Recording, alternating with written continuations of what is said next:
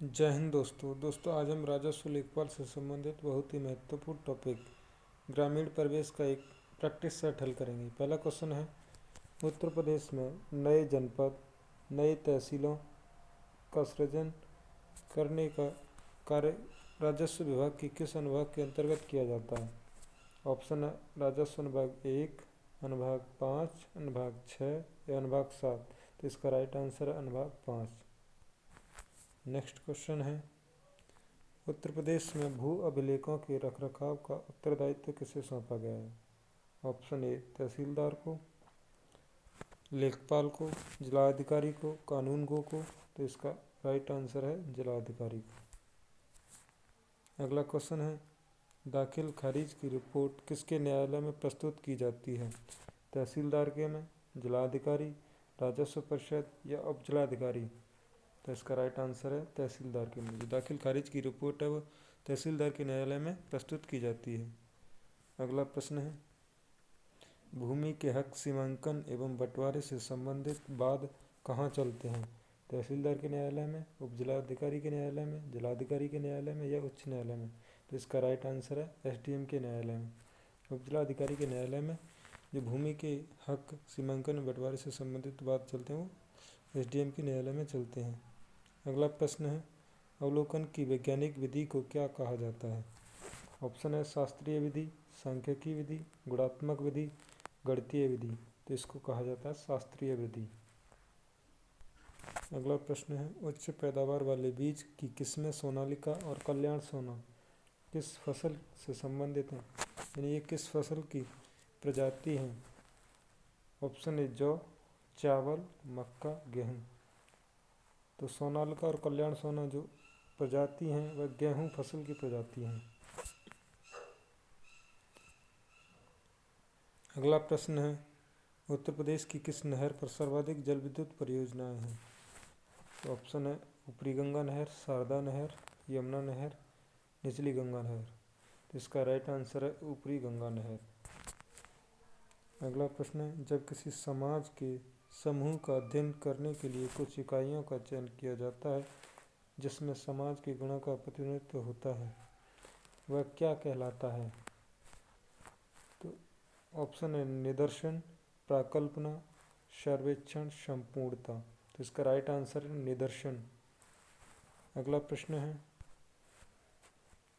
न्यूनतम समर्थन मूल्य है, यानी कि न्यूनतम समर्थन मूल्य क्या है? ऑप्शन है वह मूल्य जिस पर किसान अपनी फसल खाद्य व्यवसाय कंपनियों को बेचते हैं। ऑप्शन बी जिस मूल्य पर यहाँ के लोग किसानों से फसल खरीद सकते हैं। ऑप्शन सी जिस मूल्य पर सरकार किसान से अनाज खरीदती है, या फिर वह मूल्य जिस पर फसलों का निर्यात किया जाता है। तो इसका राइट आंसर है जिस मूल्य पर सरकार किसानों से अनाज खरीदती है उसे ही एमएसपी कहा जाता है। एमएसपी की फुल फॉर्म है मिनिमम सपोर्ट प्राइस। अगला प्रश्न है,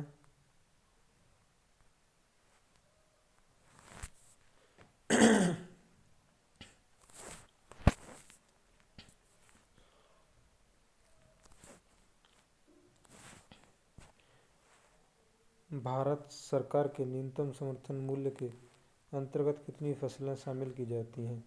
ऑप्शन है 20, 22, 24 या 18। तो इसका राइट आंसर है 22 फसलें। नेक्स्ट प्रश्न है, मनरेगा का ग्रामीण अंकेक्षण कितने दिनों में होता है?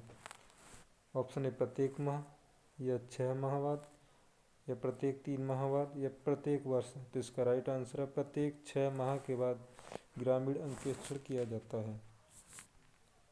अगला प्रश्न है, भारतीय समाज को माना जाता है। ऑप्शन है जनजातीय समाज, कृषक समाज, औद्योगिक समाज या ये सभी। तो भारतीय समाज को कृषक समाज माना जाता है, इसलिए भारत को एक कृषि प्रधान कहा जाता है, कृषि प्रधान देश कहा जाता है। अगला प्रश्न है, केंद्र सरकार को प्रस्तुत की गई सी रंगराजन समिति की रिपोर्ट के अनुसार कोई व्यक्ति जो ग्रामीण क्षेत्रों में एक दिन में इतने से अधिक खर्च करता है उसे गरीब नहीं समझा जाएगा। 32 रुपये, 43 रुपये, 50 रुपये या 26 रुपये। इसका राइट आंसर है 32 रुपये। यदि कोई व्यक्ति 32 रुपये से अधिक एक दिन में खर्च करता है वह गरीब नहीं समझा जा सकता। किस समिति के अनुसार? श्री रंगराजन समिति के अनुसार।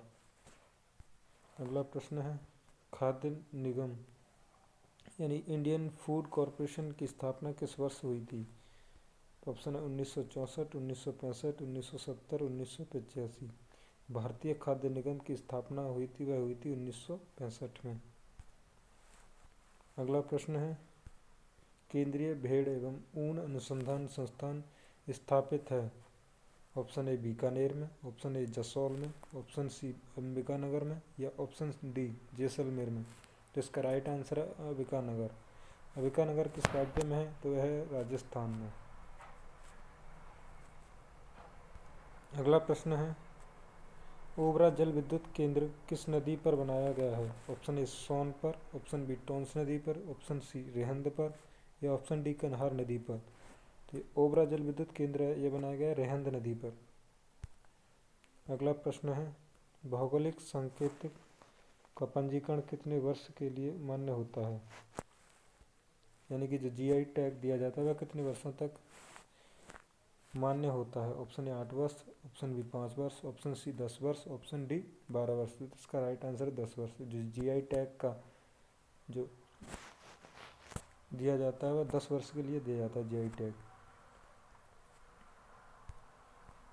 अगला प्रश्न है, प्रधानमंत्री किसान सम्मान निधि से संबंधित मोबाइल ऐप है? पीएम किसान, PMAYG, ई साथी या जन सुनवाई यूपी। तो इसका राइट आंसर है पीएम किसान। अगला प्रश्न है, नाबार्ड जो ग्रामीण विकास के लिए ऋण देता है किस प्रकार की संस्था है? बैंक, बोर्ड, खंड, विभाग। इसका सही उत्तर है बैंक। नाबार्ड एक बैंक है जो ग्रामीण क्षेत्रों को विकास के लिए ऋण देता है। भारत में हरित क्रांति का किन फसलों पर प्रभाव पड़ा? तो ऑप्शन ए गेहूं आलू में, ज्वार तेल में, गेहूं चावल पर या चाय कॉफी पर। तो इसका राइट आंसर जो सर्वाधिक प्रभाव पड़ा था वो गेहूं और चावल पर पड़ा था। अगला प्रश्न है, भारत की प्रथम चीनी मिल कहाँ स्थापित की गई थी? Option A Pratappur, option B Shahjahanpur, option D Bahraich, option C Bhagalpur. तो इसका सही आंसर है प्रतापपुर। और प्रतापपुर यह किस जिला में है? तो ये देवरिया जिला के प्रतापपुर गांव में पहली चीनी मिल लगाई गई थी। अगला प्रश्न है, उत्तर प्रदेश सोलर ऊर्जा लैंप योजना का शुभारंभ कब किया गया था? ऑप्शन ए 26 जनवरी 2018, 2 अक्टूबर 2018, 15 अगस्त 2018 या 1 अगस्त 2018। तो इसका राइट आंसर है 1 अगस्त 2018। नेक्स्ट प्रश्न है, भारतीय संविधान के किस अनुच्छेद के तहत ग्राम पंचायत का प्रावधान अभिव्यक्त किया गया है? आर्टिकल 32, आर्टिकल 34, आर्टिकल 41 या आर्टिकल 40। तो यह किया गया है अनुच्छेद 40 में। अगला प्रश्न है, भारतीय मनरेगा योजना के तहत ग्रामीण क्षेत्र में काम के इच्छुक व्यक्ति की एक वित्तीय वर्ष के दौरान कितने दिन का रोजगार उपलब्ध कराने की गारंटी दी गई है? तो यह दी गई है 100 दिन की। अगला प्रश्न है, और ये आज का अंतिम प्रश्न होगा, आम आदमी बीमा योजना की शुरुआत कब हुई थी? तो यह हुई थी 2 अक्टूबर 2007 में। आशा करता हूँ ये वीडियो आपको पसंद आई होगी। तो दोस्तों, इसके हम लगभग 20 प्रैक्टिस सेट हल करेंगे। रोजाना आपको इस चैनल पर एक प्रैक्टिस सेट मिलेगा। धन्यवाद वीडियो देखने के लिए।